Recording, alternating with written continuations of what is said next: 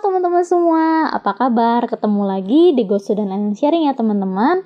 Setiap hari Sabtu pukul 3 sore yang ditayangkan di channel YouTube-nya Go Bogor, yaitu di Go Bogor Online Service, dan juga di IGTV-nya Go Student, yaitu di @go_students. Nah, teman-teman, pada hari ini saya dikasih kesempatan untuk share firman Tuhan. Saya beri judul menghadapi badai kehidupan. Nah, teman-teman, setiap kita nggak mungkin nggak ada badai dalam kehidupan kita ya teman-teman.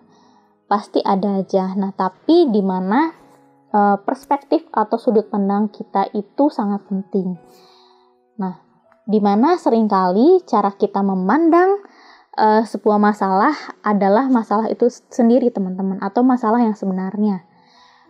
Nah, badai itu sendiri adalah bentuk gangguan yang datang dalam bentuk angin yang bertiup sangat kencang dan biasanya disertai dengan hujan yang deras dan petir yang menyambar.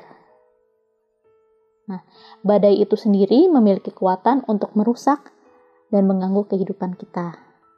Tapi kita tidak dapat memilih badai. Badai mana yang boleh lewat dalam kehidupan kita, badai mana yang tidak boleh lewat kehidupan kita.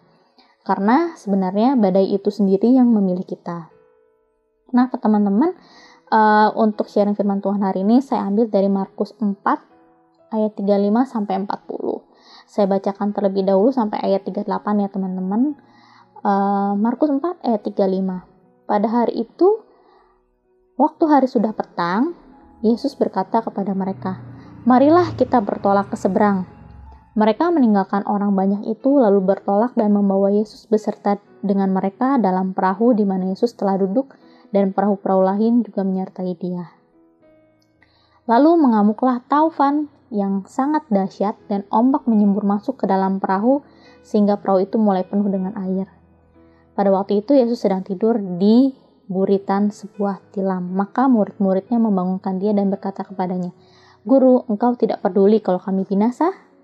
Nah, teman-teman, yang saya mau garis bawahi di sini di Markus 4 ayat 38-nya yang waktu Tuhan Yesus tidur. Nah, Tuhan Yesus tidur ini waktu ketika badai menerpa ya teman-teman.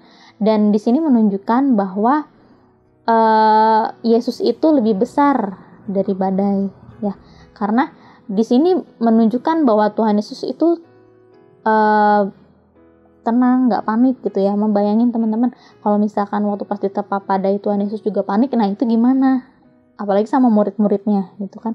Nah, disinilah di ayat ini menunjukkan bahwa saat Tuhan Yesus tertidur pulas sampai harus dibangunin waktu ada badai, nah itu menunjukkan bahwa Yesus lebih besar dari badai ya. Yesus tidak membawa damai sejahtera itu ke surga teman-teman waktu Tuhan Yesus naik ke surga, tetapi ia tinggalkan kepada kita semua bagi orang percaya yang kepada dia. Nah, di Yohanes 14 ayat 27 berkata seperti ini, "Damai sejahtera aku tinggalkan bagimu, damai sejahteraku kuberikan kepadamu, dan apa yang kuberikan tidak seperti yang diberikan oleh dunia kepadamu. Janganlah gelisah dan gentar hatimu." Nah, teman-teman, di sini Tuhan Yesus sudah bilang kalau Tuhan Yesus itu meninggalkan damai sejahtera buat setiap kita. Ya, berbeda sama damai sejahtera yang diberikan sama manusia atau sama dunia ini. Ya, karena damai sejahtera yang dunia berikan itu tergantung pada keadaan. Sedangkan damai sejahtera yang Yesus miliki sanggup membuat kita tenang, tidak gelisah, tidak gentar dalam menghadapi badai hidup. Filipi 4 ayat 6 berkata seperti ini, "Janganlah hendaknya kamu khawatir tentang apapun juga, tetapi nyatakanlah dalam segala hal keinginanmu kepada Allah dalam doa dan permohonan dengan ucapan syukur. Damai sejahtera Allah yang melampaui segala akal akan memelihara hati dan pikiranmu dalam Yesus Kristus." Nah, teman-teman, di sini aku poin pertama yang mau aku sampaikan adalah waktu Tuhan Yesus tertidur di saat badai, karena Tuhan Yesus itu percaya akan kemampuan murid-muridnya yang dipilihnya. Kalau ada yang iblis kehendaki ketika kita menghadapi badai adalah mempertanyakan karakter Tuhan. Seperti di Matius 25 ayat 24, yaitu cerita tentang 3 orang hamba yang dikasih talenta.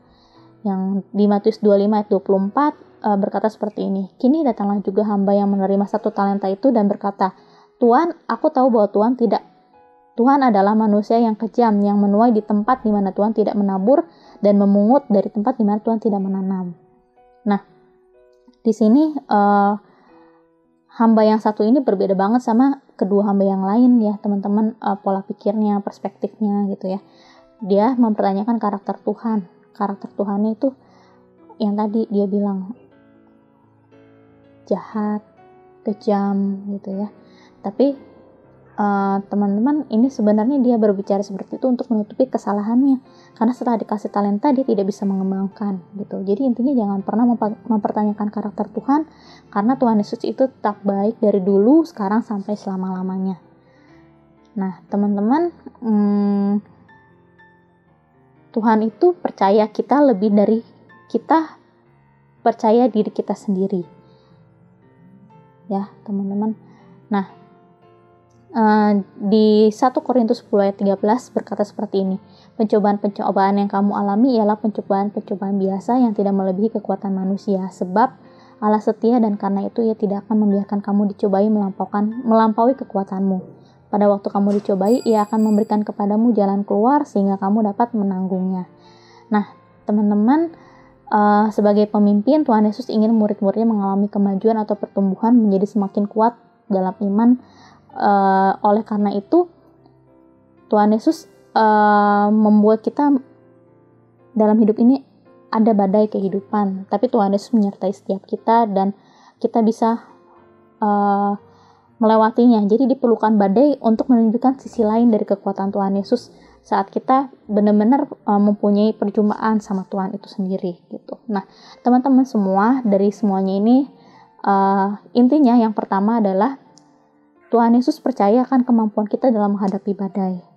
Jadi jangan pernah takut ya teman-teman.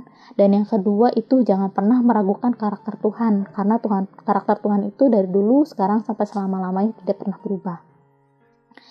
Dan yang terakhir, badai itu sendiri menyingkapkan sisi lain dari kekuatan Tuhan yang tidak pernah kita alami sebelumnya. Jika kita tidak mengalami badai, maka kita tidak akan pernah tahu sisi lain atau kekuatan Tuhan yang tidak pernah kita alami sebelumnya.